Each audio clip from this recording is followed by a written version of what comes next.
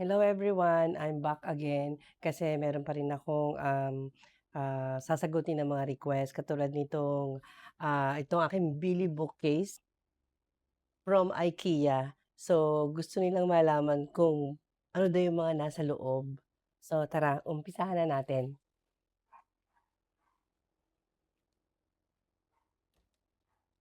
First of all, wala ho talaga yang legs. Nilagyan lang namin after noong, I think 2 years ago nang pinasok kami ng baha. So, naabot yung pinakang ilalim niya, yung first layer. Kaya nag-decide kami ng aking hubby na 'yan, lagyan na lang namin siya ng legs in case na pasukin kami ng baha, at least hindi na siya maaabot. Yung mga display ko dito is either yung mga souvenir ko thrifted abroad nung nagbabarko pa ako, and then yung iba, dito sa local like, EMC Japan Surplus, marami ako diyang collection from EMC Japan Surplus. Ito, umpisahan natin dito sa first layer. Ito, galing 'to sa Europe. Kung matatandaan ko, I think ito'y sa ano, sa Barcelona ko nabili. Ang ganda niya, very ano talaga siya, antique na, ceramic siya ha, ceramic na pitchel. Napakabigat nito, pero ang ganda talaga niya, unique. And ito namang susunod, ito yung, porcelain, made of porcelain na, Last Supper. Ito ay nabili ko sa, Mexico, sa Puerto Vallarta, Mexico. Yan, this is made of porcelain. Hindi ko na siya maibaba dahil napakabigat niya. Ito naman, another picture na made of ceramics din. Na-thrifted ko din ito nung nandun kami sa Capri, Italy. Sa Capri, Italy ko 'to nabili. Napakaganda niya, ayan. Mapupunan niyo mahilig ako sa scallop, kahit sa mga ceramics mahilig ako sa mga ganyan. Naman tayo sa second ano, shelves. Eto mostly from EMC Japan Surplus 'yan, except this one. I think this one I bought it in a orange app. This one is from EMC. Nung makita ko sa live ito natuwa ako kasi alam mo mahilig din ako sa mga ano, very rare na ceramics katulad nito, 'yan. Ito din from EMC, nasa shop niya lang ako nung makita ko 'to. Then nung tingnan ko, made in Germany siya. So ang ganda, ano din siya, para siyang, puwede siyang flower base. What I love with this ceramics is very rare siya. Pati yung kanyang mga design, and then yung loob niya is violet ang kulay niyan. Napakaganda ng mga color combination niya.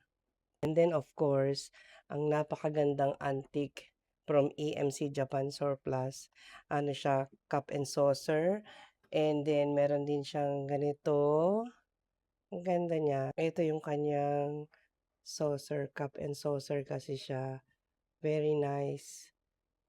Ayan. Dito perlite ang tawag sa mga ganito na ceramics, na figurines. I think ito ay ano, lagayan ng sugar. Ang ganda niya, 'di ba? Yan. Moving on, dito naman tayo sa third shelves, yan. So, these two figurines na, blue and white, yan, mahilig din ako diyan sa ganyan. Actually, marami na siyang tama, ayan, oh. Binili ko siya ng ganyan na talaga siya. Ito may crack na din. Nabili ko 'to nung, first contract ko sa Carnival Cruise Line. Nasa LA kami nun. Naggagala kami, may mga thrift store kami nadaanan. Nabili ko 'yan. Takot na takot nga ako nung nasa bagahe ko na 'yan kasi baka nga lalo siyang masira.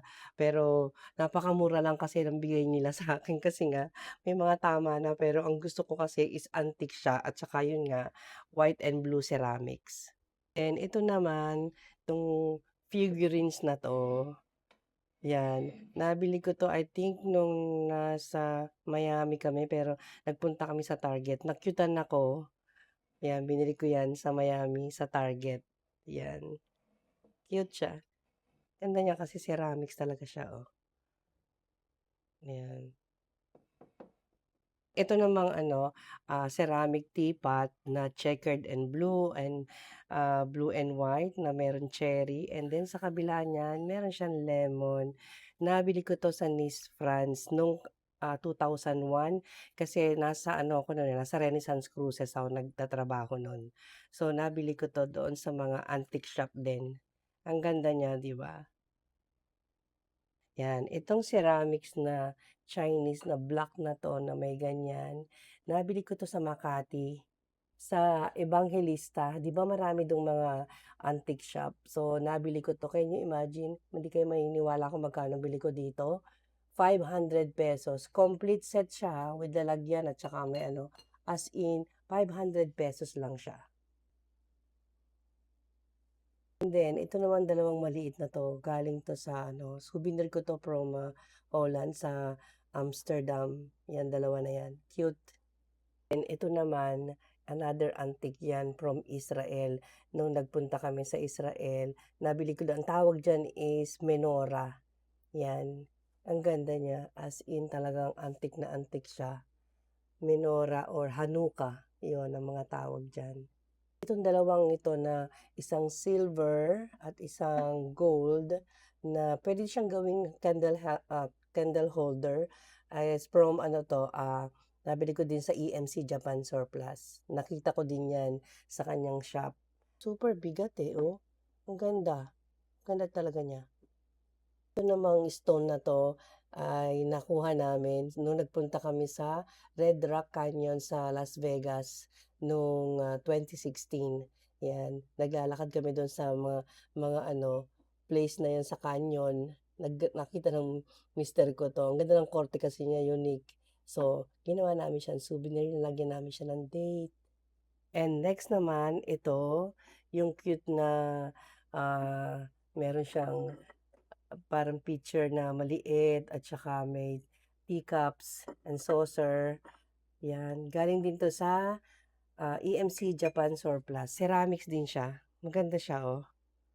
Unique din, eh, kaya kinuha ko din siya, 'yan. Ito namang antique na, ah, clock is from EMC din, Japan Surplus ito. Citizen ang tatak niya. Talagang super bigat nito, ang ganda. Now yung fifth shelf namin, eto naman siya. This one is actually from my lola, Lola Silay, 'yan, kay Casa Priscilla. Matanda pa daw 'to sa'kin sabi ng nanay ko, kasi maliit pa daw siya na kay lola na 'to. Ah, 4 na glass, ano na baso tapos eto yung picture niya. Tingnan niyo naman kung gaano ka-intricate yung kanyang ceramics. Ganda. Japan, made in Japan, 'yan. Ito, alam niyo ba nabili ko 'to sa EMC Japan Surplus. Nakita ko siya sa shelves niya do'n sa tindahan niya. Then nung tiningnan ko yung ilalim, nabasa ko na from ano siya, from, Lisbon, Portugal. Which is lagi kaming doon kasi home port namin 'yun nung nagbabarko ako. So, sabi ko, "Ay, bibilhin ko 'to, ang ganda." May nakasulat pa siya, eh, nakalagay diyan is ayun, oh, ah 1988, Lisbon. Then sa likod nito may dalawa din diyang picture, 'yan. Belongs to my mom, 'yan. Made of porcelain siya, hindi siya ceramics. Made of porcelain, ganda. Ito namang isa is, ceramics naman siya, ganda. Ganda ng mga handle nila, unique. Then itong next naman ay yung pearlized na pitcher na Victorian. Nabili ko 'to sa Southampton, England nung nasa ano naman ako, Viking Cruises. 'Yan, kasi 'pag dun sa labas ng home port namin, nung port, meron din dun mga tindahan ng mga maliliit na mga antique shop, 'yan. Ganda nito. Wala siyang takip, eh. Kahit walang takip, binili ko talaga kasi nga ang ganda niya, eh. Unique siya, napaka-ano, vintage na vintage talaga siya. And 'pag suswertehin ka nga naman, imagine niyo, parang akala mo magkaterno 'yan, pero hindi. Ito nabili ko 'to dito sa EMC Japan Surplus. Kaya nung makita ko pareho kasi silang pearlize, ayan, oh. Sabi ko nung makita ko, "Ay Meg, katulad dito nung ano, nung may nabili nga ako na na picture." So eto siya, ang ganda, 'di ba? Akala mo magkaterno.